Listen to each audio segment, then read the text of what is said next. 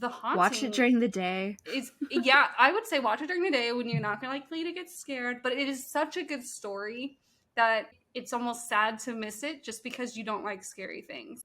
You are listening to Mystic Mondays, a supernatural-themed podcast hosted by fangirls Mika and Becca, who examine the best and the worst of beloved supernatural stories found in TV and film.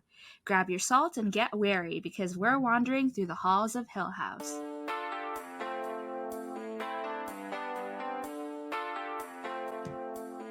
Usually we have a little episode descriptor here, but a picture says 1,000 words, and we have a picture. It has more than 1,000 words. So for those of you just listening, Becca just lifted a cover of the book The Haunting of Hill House by Shirley Jackson. But joke's on you, we're not going to be talking about the book. We're talking about the Netflix show. Great book. Yeah, it is. I haven't read it. I read Shirley Jackson, just not that book.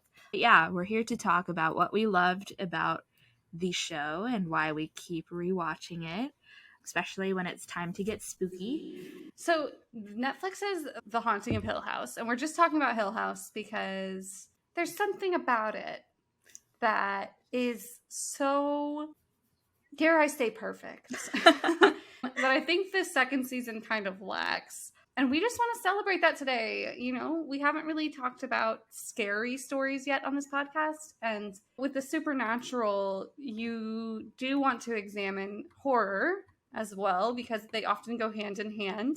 And I think that Hill House has done something with horror where it kind of revitalized it a little bit. Or, I mean, I'm not an expert. I'm not like a huge horror fan.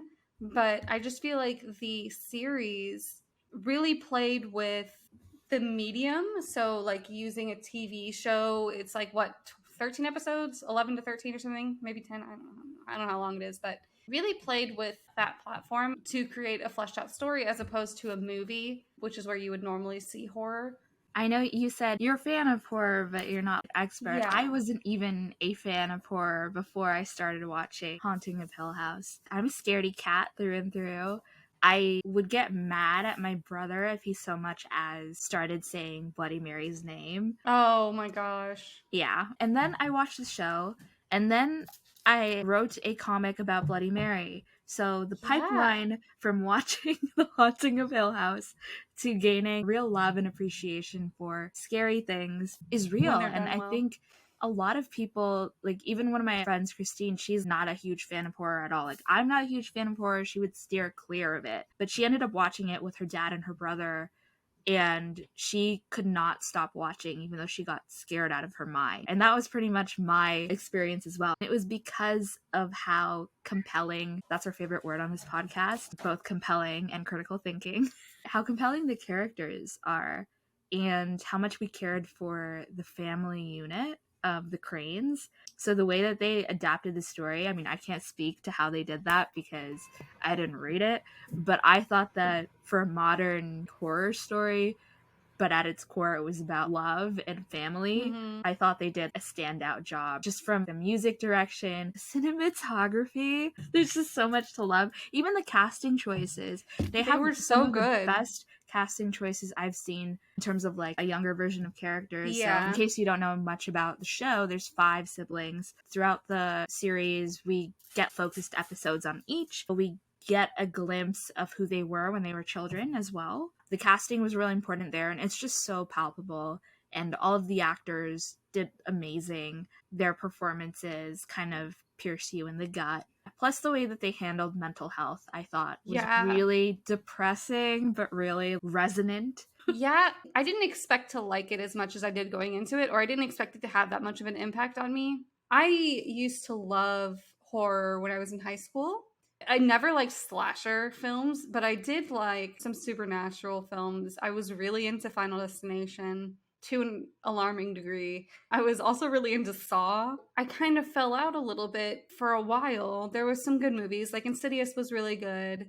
For me anyway, and maybe not for the general horror community. I don't know where they stand, but there had been a gap in good horror because I feel like it's one of those genres that is underappreciated, but I feel like The Haunting was really well fleshed out. And I read the book after I watched it. And if you were going to go into the show excited for an adaptation of the book, you might have been disappointed because it's not the same. And I think that if they had done a movie, then that would have been a good medium for it. But as a TV show, they had to change it because in the book, Nell doesn't have siblings like this. Right. It's not even the same sort of story, but the house, the character of the house is pretty similar. And I think that's the core of the horror, right? So Mike's direction with the show. So the family is a really great driving force of the show. The house as a character is really strong. So you've got this strong atmosphere. The pacing's really good. There's a lot of tension built up midway through the season. You have this burst from all the tension that's built up, and then it kind of escalates from there. Yes, There's a lot of hidden gems. I remember just in the first episode, people were like, I saw this ghost in the background, and then there was, did you find all of the little ghosts that are hiding around the house? And like, that was kind of exciting. I love that that was part of the narrative and part of the experience, this hide and seek with all the different ghosts in the house, which I felt added to the whole of it. So not any individual episode, but the whole story was really well paced. But the individual episodes are really well paced too. So good, yeah. One of my favorites is when that tension burst is mid-season, and that's the funeral episode, because they really take that emotion that you felt through that and the slow unraveling of all the different characters to that point and understanding them for each one individually. They play on that with that single take shot in the funeral home. If you've listened to any of our superhero podcasts, you'll know how much we like Daredevil, and I think Daredevil does that really well, where it does those single shot takes. It really ramps up the adrenaline. You don't have time to breathe. There's no breaks. You're just constantly moving without any shift. So it really elongates that adrenaline. They did that so masterfully. And I think that was the point in the season where I was like, damn, this is really good. Yeah. I remember that when I first watched it, I watched it by myself, and I started at maybe 9 or 10 at night. Oh, no. And I thought to myself, you know what? I'll probably be able to get away from not watching maybe like 3 episodes. It was at that episode you're talking about where everything built. It was 2 or 3 a.m. And I was like, well, shit, now I have to go watch the rest of it because I've been so invested this whole time. Now that we've arrived at this part, I need to know what else happens. You just can't put it down. Yeah, and I believe it is 10 episodes. Yeah, I just looked at it as 10. Yeah, it's 10 episodes. So it was 10 hours well spent, I would say. I had my brother poking his head in from time to time.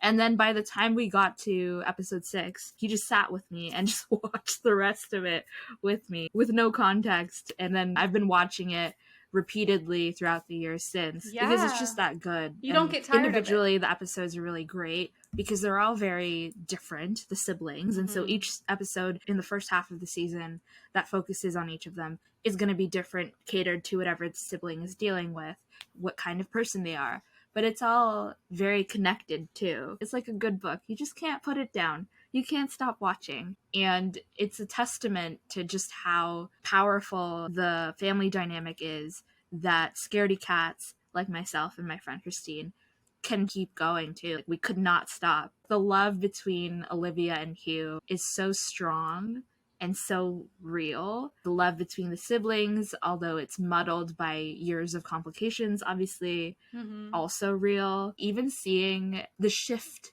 in characters throughout the years, you can watch how Nell arrives to the point that she did just through the flashbacks alone. And it's just cool to see the little ghosts. And also I know that the light in the house is a recurring motif as well. It's just so intricate that when you go back and you watch it, you catch all of these little things that add to the story and you might not have noticed the first time you watch, 100%. which adds to just how eternal it is. You can always find something new when you go back, or if you had seen it before, maybe you forgot and you see it again and it's just exciting. Yeah. To add to that, like the dialogue. They suffered. They did. They all do. And even if they're broken or addicted or joyless, or yes, even if they die, we have to watch it all because we're parents. So good. And I think that was another thing that really kept us in. They have these monologues that really hit you.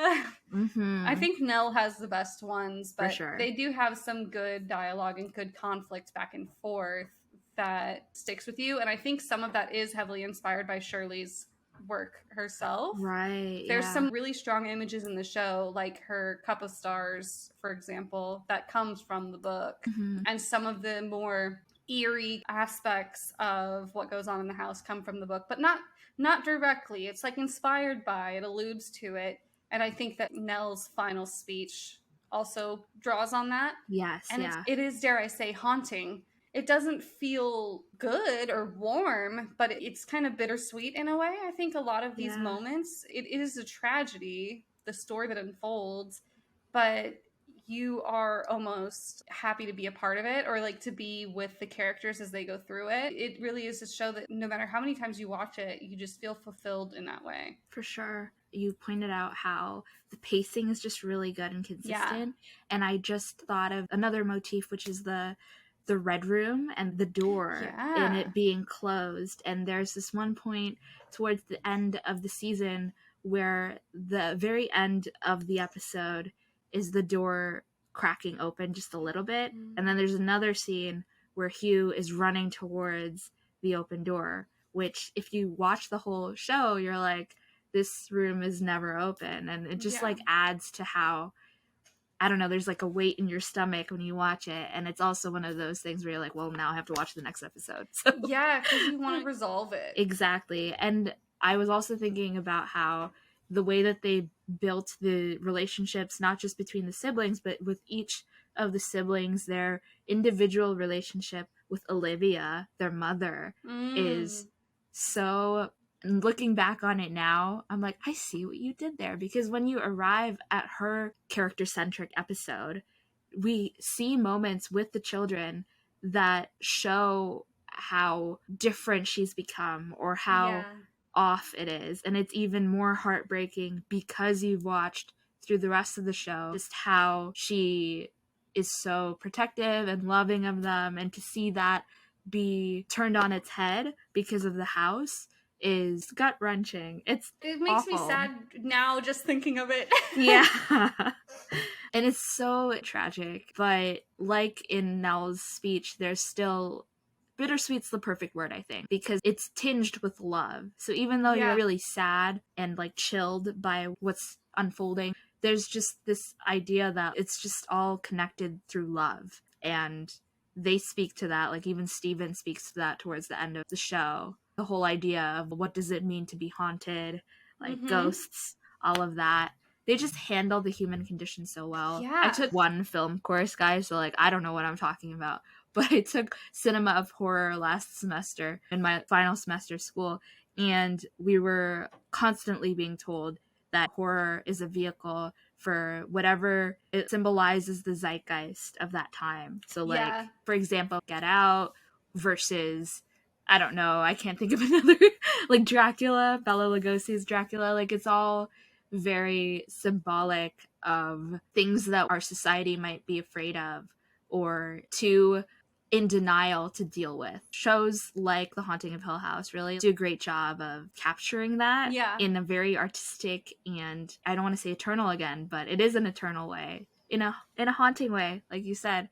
I do think that it handles mental health well. It's like you said, it goes off of the human condition, but it really is psychological in that way. Yes, and I think it takes the spirit of... I mean, Shirley Jackson's works are very much like, they make you think. I've not read a single thing from her that's not reflective of some greater issue in society, like you said, or make you think about how we act as people or what our values are, how we behave. And I feel like this one and the book itself take that approach to the psychology of a person or of things. And that's why, like, the house itself is one of my favorite characters, because it really does have a life of its own, and you get to explore the ghosts that each character has in different ways. Like each one has their own ghost, and some of them are obviously more tangible, like Luke's, as opposed to maybe Nell's, or even like Steven, who doesn't have a visible ghost. You really get to explore what makes them them, and I think that's the strongest part of the show. So if you haven't seen it, or if, like Mika said, if horror is not your thing, The Haunting... Watch it during the day. Yeah, I would say watch it during the day when you're not likely to get scared. But it is such a good story that it's almost sad to miss it just because you don't like scary things. Yeah. I would say negate some of the fear with something like watching it during the day, get some tea or something, Right. just sitting on your couch or whatever. Watch with people. Anytime I'm really scared, if I'm watching with other people or playing a game with other people that's scary or something, like, it is easier. Yeah. It's too good to pass up. 100%. The second season's pretty good too, but it doesn't hit the same. No, it doesn't. Clearly, I didn't watch it the first time in broad daylight, but I think that I would have benefited from that, like you said. And also, if you need to, if you can, just mute the audio and just watch it with captions as it is. Yeah, because that's what I did. I think when I was watching it at night, I would mute the audio when I could feel that something was gonna scare me. I just muted the audio because the music really adds to the atmosphere of it all. I've watched It that way, or It Chapter 2.